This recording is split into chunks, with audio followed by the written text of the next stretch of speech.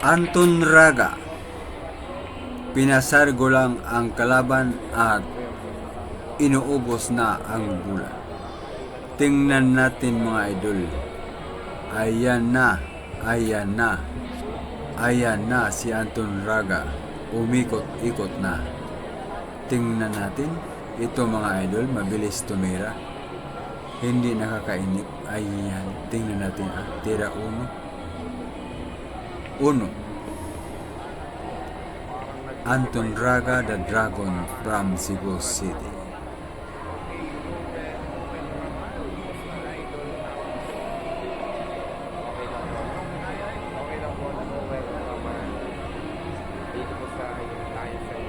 Uno. Tira dos, pumasok. Yan. Walang masyadong ikot ito mga idol. Walang masyadong silip.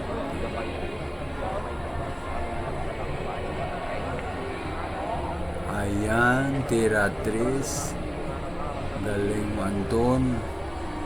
The Dragon Raga from Cebu. Ayan, tira 3. Tira 4 na. Ayan. Pinitik simibagsak. Umatras, bumalik ang pamato. Lumapit sa 5. Oops. Yan. Diba mga idol? Walang masyadong ikot. Walang masyadong ikot. Walang masyadong sukat-sukat. Walang masyadong tapo-trapo ng tao. Tira 6 na si Anton. Tingnan natin. Ayan. 3 banda ang ginawa. 3 bandas. Tira 7. Mapasa na ulo lang tayo sa mga tira ni Anton Raga mga idol. Pag ganito ang maglaro ng bilyard, ipagpasargo lang ang kalaban, uubusin mo na naku.